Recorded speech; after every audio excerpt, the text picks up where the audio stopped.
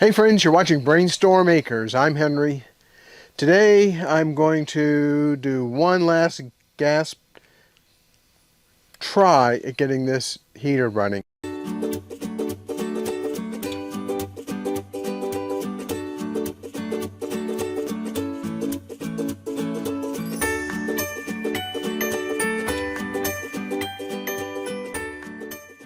And if it doesn't run, I think I'm probably going to contact Amazon and the seller and tell them to take it back. I hope not, but that's where I am right now. I have a couple new pieces of information. Thanks very much, Steve from Digwell Green Fingers. I'm not sure. I think he was up in the middle of the night sending me this information. But I finally have a set of instructions that look like they relate to the controllers that are in this heater. I'm going to just go ahead and clean up this workbench right now. I have a few things I don't need now for this test. I'm going to take it off, clean it, and get ready to go.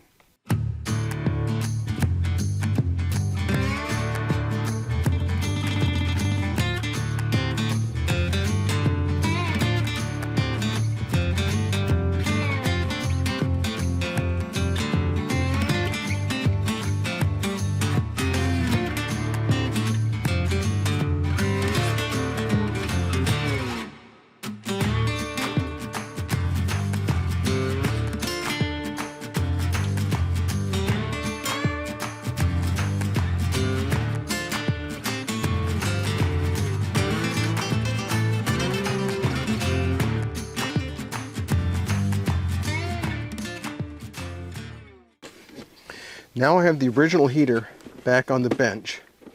I'm going to take the top off. There's a little screw cap. Now when I first took this apart, I had to pry it off because the two halves of the case didn't meet up and it would just not come off. So I take the top off. I have a screw to take off here.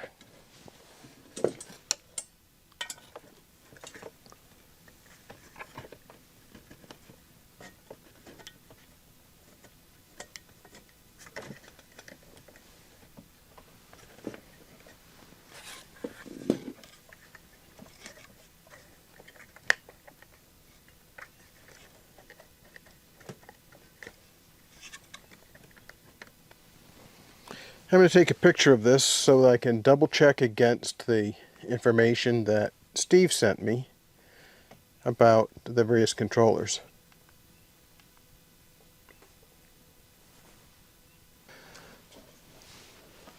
There's a 2-pin, actually it's a 3-pin connector with only 2 pins used in the socket. There's another 3-pin connector with, again, 2 pins used, and that goes to the temperature sensor.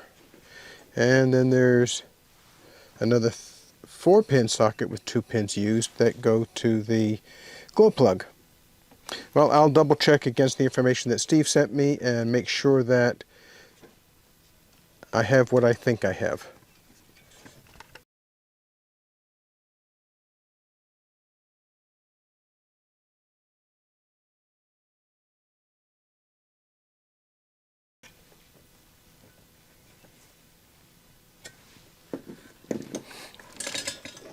In the previous video I talked about this aluminum casting. The surface is a little rough. It's rougher than I might expect from a German casting. There's some flashing on it. The surface is a little bit rough, but you know, I don't think that's going to be an issue here because that's going to create some turbulence. That's going to cause more of the heat to be sucked off this heatsink. Now I get to see if I can put this unit back on that plate. If you recall, the fuel pickup line didn't line up quite right.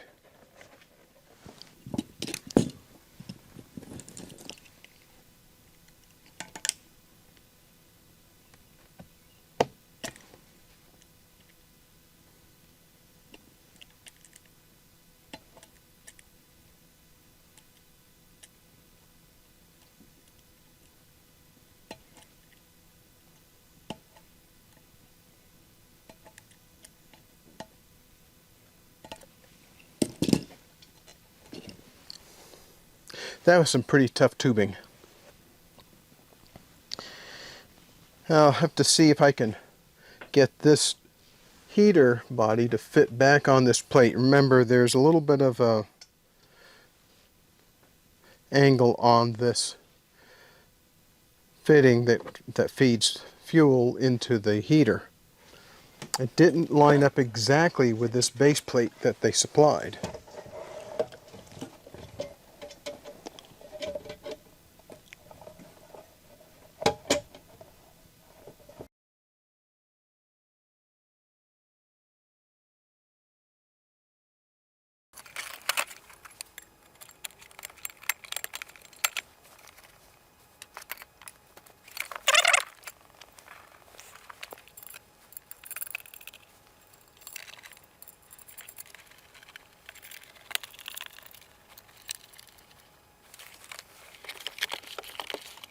One of the problems with having to do this kind of troubleshooting and diagnostics is that sometimes it just takes a boatload of time to take things apart.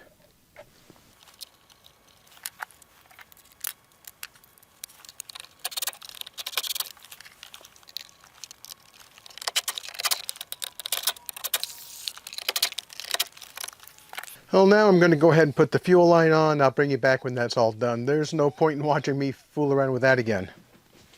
I have the fuel line fitted to the line that needs to go into the heater. I'm just going to put the top back on.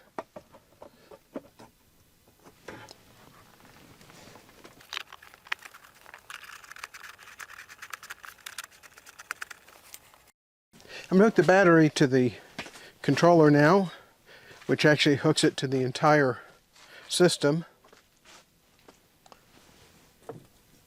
This is a temporary connection. Once I get this working, I'll go ahead and make the electric installation and a few other things permanent. Now, in theory, I should be able to just turn it on. I have to plug it into the heater first.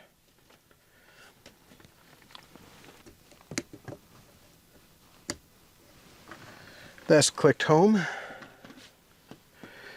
Now tells me that I have 12 volts at the system, which is good because that tells me at least I'm getting some basic communications between this unit and the heater itself. The actual control algorithm operates on that board in the heater.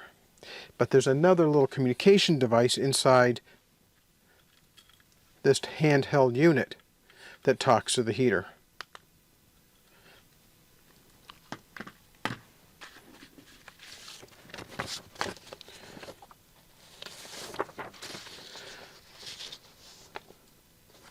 Well, let's try running this. It says to press the on-off button, that's this button right here, for 2 seconds. 1 1000, 2 1000. It tells me now I have a heat going to 3, but I'm getting the error 4 condition again. Well, so far these instructions aren't helping me. Let's try this again.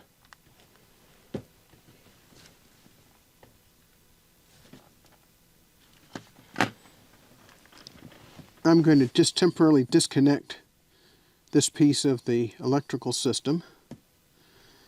I'll let it sit for maybe 15 seconds, 20 seconds, something like that.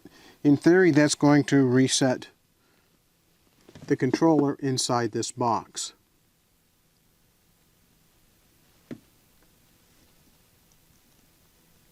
Put it back together.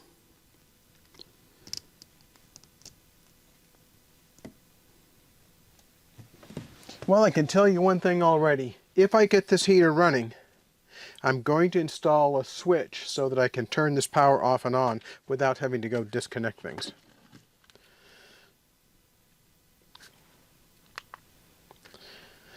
I now have power to the unit.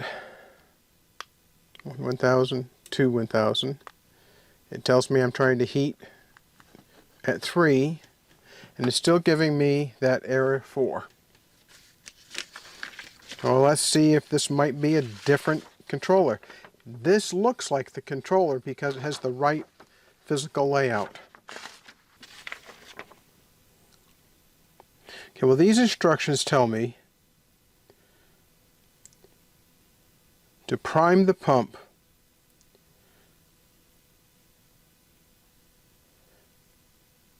to get the system to show H off, meaning the pump is off. And then press up arrow and OK to turn the pump on. This one says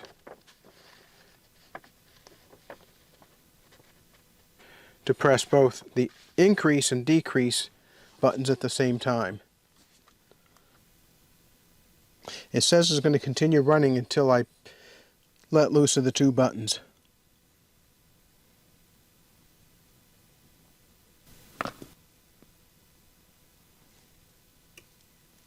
I can hear a relay clicking inside the heater when I press the two buttons at the same time. There it went right then.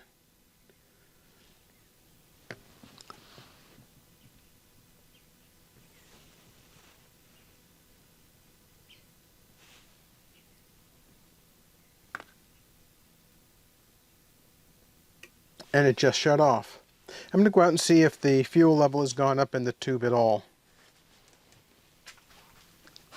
Well, the fuel level hasn't moved one bit up that tube, so I'm going to call a halt to messing around with this anymore right now. Until I get something back from VEVOR technical support, the best I can do is go back and see if the control head, this little handheld controller, matches up with what's in the heater.